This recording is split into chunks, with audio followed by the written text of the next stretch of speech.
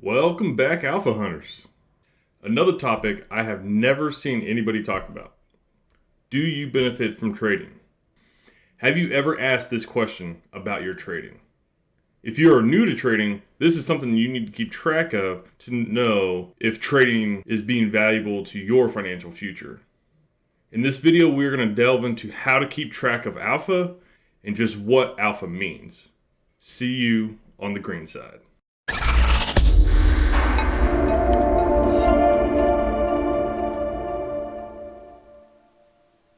Anybody can make money in the market, but how do you know if you are making the smart financial decision to trade?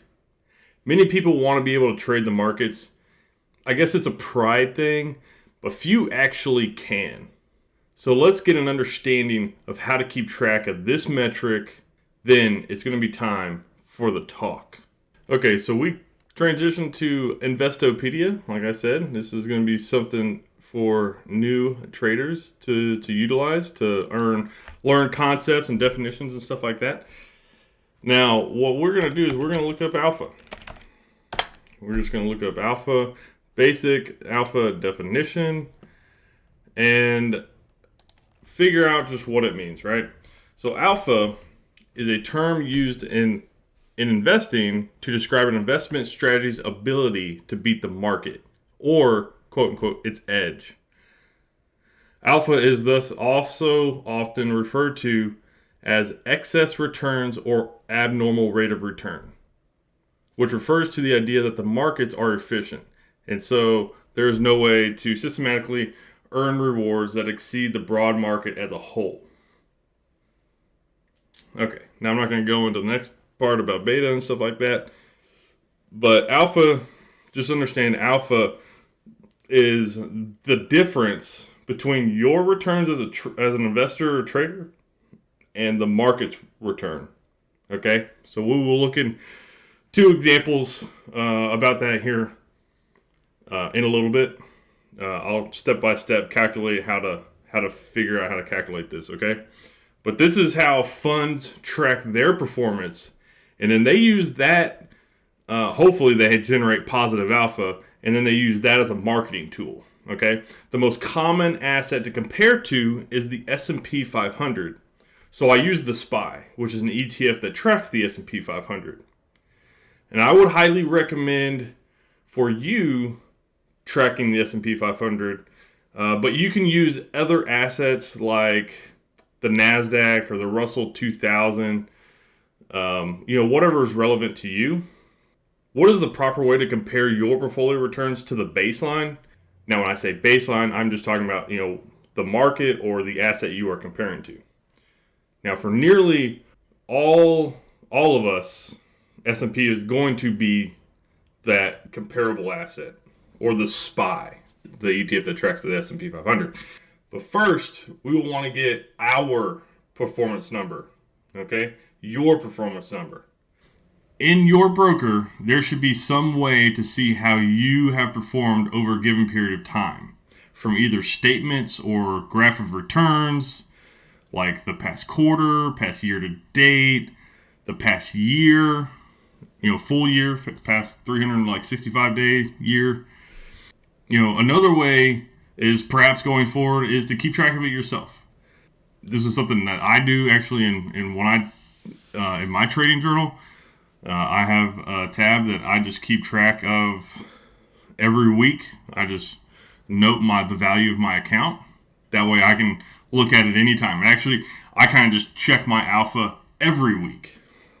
Okay? Now, we need to get the data from the SPY or whatever asset you've chosen to compare to. Now, there's two pretty easy ways to do this, one being more detailed than the other. The first way is to get the values from TradingView. Okay, so TradingView right here. Or you can calculate the return using values that you get here. The second and the more detailed way is to pull in a bunch of historical data from Finance Yahoo. Either way, just make sure you properly line up the dates you are trying to compare to. Okay, so let's do a year-to-date example right here on the SPY. So what we want to do is I want to get the year-to-date performance of the S&P 500. So the SPY here. Now, the SPY here, there's a button down here. It's called Adjust Data for Dividends. Okay. Turned off, you will actually see the actual trading ranges on the prices and of the day they traded. Okay. Now, as they pay dividends, the historical data gets a little bit misaligned. Okay. So what you're going to notice is as we pull in the data, like as we look at the data, okay, so down here's the dates, right? So if you look just below the cursor, that is December 31st, 2020. That is the last trading day of last year. The next trading day is the 4th of January, 2021. Okay? So the day that we want to get is the value here on December 31st. Okay? Now, if you look up here at the top, right here, you see OHLC. And then you see a plus, and then you see a percentage. Okay? OHLC, and I'm going to go into this in probably in my next video because I'm going to start the new series on stocks playlist series. This is open, high, low, close. We're going to want the close number on December 31st. So whenever you compare a period, you need to take the close number of the previous period. Okay, so if you're comparing Q3, like quarter 3 2021, for example, you want to take the close number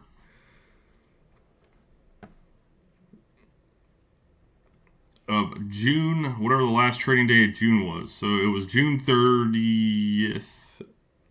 Yeah. So June 30th. You want to take the close number of June 30th. But this adjustment down here adjusts for dividends.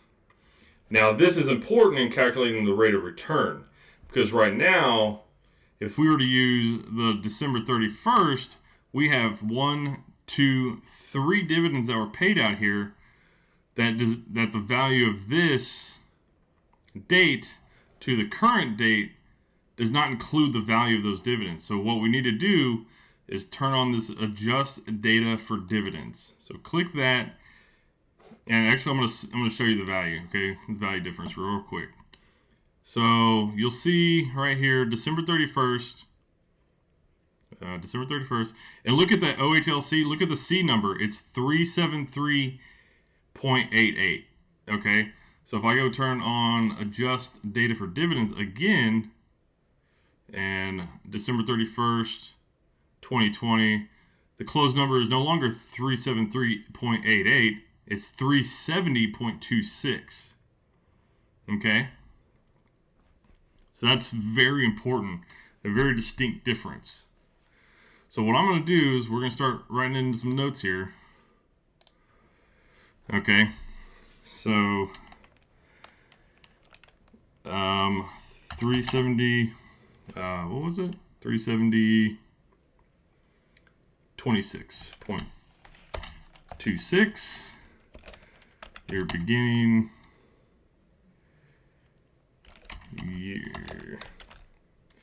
year value. Okay, and then right now, it's easy to tell what our current year-to-date value is because it's right here. This is where we currently close.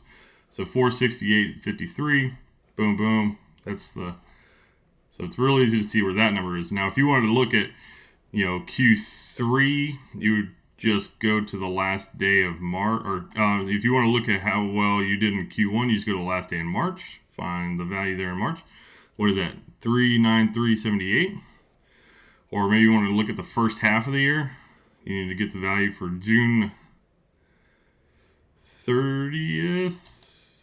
Oops. Didn't mean to turn that off, but I can open it back up here in a sec. The close on June 30th was 426.96. Okay. So that's how you maybe want to look at different timelines and stuff like that. But we got the number we want. Current val. Okay. Okay, so to calculate your return over a given period of time, it's a pretty basic and easy formula. It is current val. It's the later date. It's not even current, but it's the date that comes that's more later than earlier. So you always want to do like the later in the date time rather than the time that happened first. Okay, that's how you want to compare this. Beginning val. So that's how you want to do that. Divided by beginning val. Okay. So in this example, it's going to be 468.53 minus 370.26. We will get an answer there. Boom, boom, boom. Divided by 370.26. Okay. And this will get us a performance. So I'll bring over the calculator and actually did a little testing on this. I'm going to delete that. I did a little testing on this, mostly to make sure I knew how to move stuff around, because I don't, obviously. Wow. Come on. Okay. So we want to do, all right, so what we want to do, 468.53 minus 370.26, enter, divided by 370.26, enter. Okay, so our return so far is 26.5%. Let me just round it down, 26.5%. So, or not our return, but the market's return so far year to date is 26.5 SPY year to date return. Okay. Now let's say you know I found out, you know, my performance so far in the year is 23.5%. I'm just going to say 23.5% my return, but started trading April 13th. Is April 13th an actual trading day? Let me look. Yes, it was. Okay. So what we want to do, I took my first trade on April 13th. Okay. So what I want to do is I want to use all this information, and I'm going to just copy this down.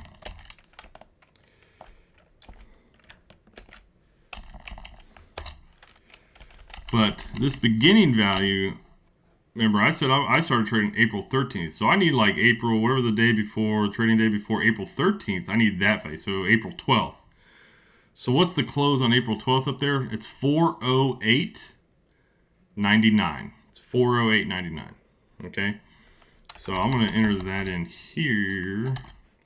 408.99. And let's calculate that out now. Okay.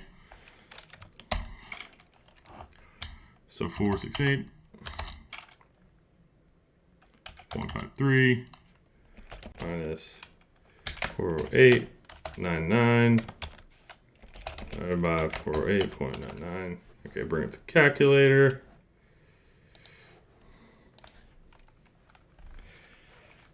$468.53 minus 408.99, enter, divided by 408.99.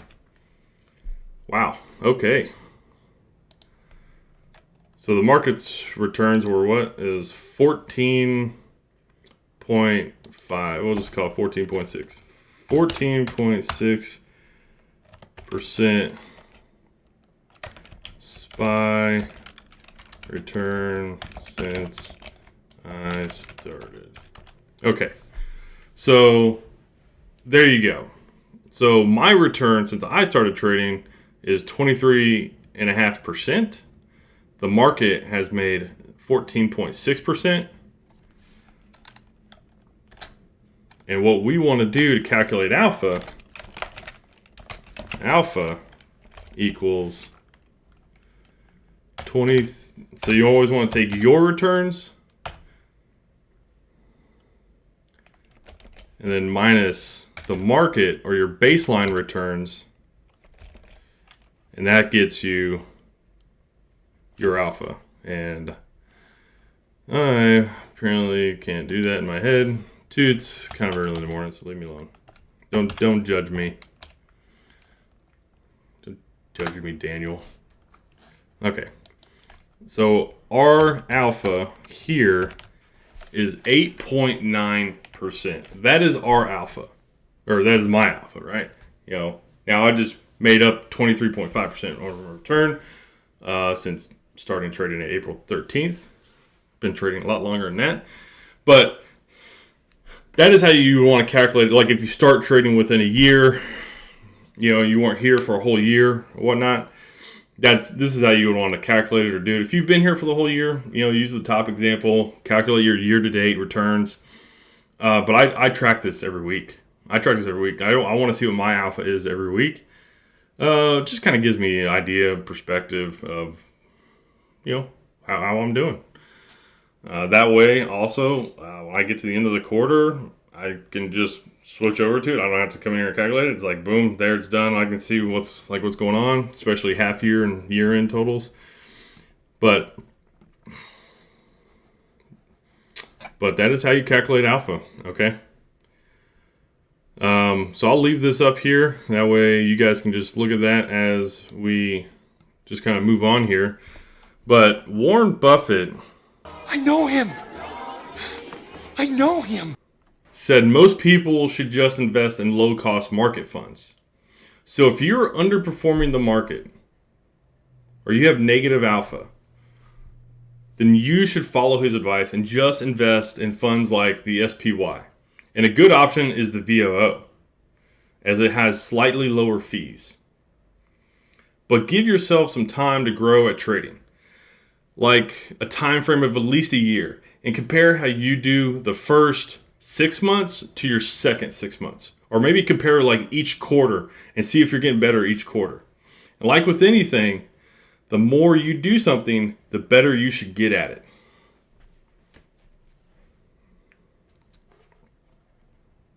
Now, if you have negative returns, you know, and the market's also negative, you might still have positive alpha.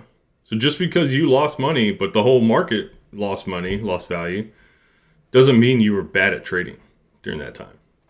Okay? It's one thing that a lot of people don't understand is it's easy to make money when the market's going up. It's easy. You put $1 in anywhere, you know, it's gonna go up in value, most likely. I mean, most stocks track the market. I mean, that's just how the market works, right? But how do you know if you're actually being beneficial rather than just sticking your funds into just a low-cost market tracking fund? Okay? Now, I'll be showing a strategy in a series later on, and it's based around owning the SPY. And the strategy is great for generating positive alpha, cash flow, and long-term wealth. So if you are seeing this video in the beginning of this channel, you won't be disappointed. Promise you that. And if you are seeing this in the future, hop on over to that series and check it out. Okay, so that will definitely be enough on this topic. But it's an important one as we are all here to get the best returns on our money. This is why I start and end my videos with alpha hunters, because we are always hunting alpha. So be real with yourself. And if you are not benefiting from trading, it's okay. It's not a problem. Get the most out of your money in your funds and your investments, though.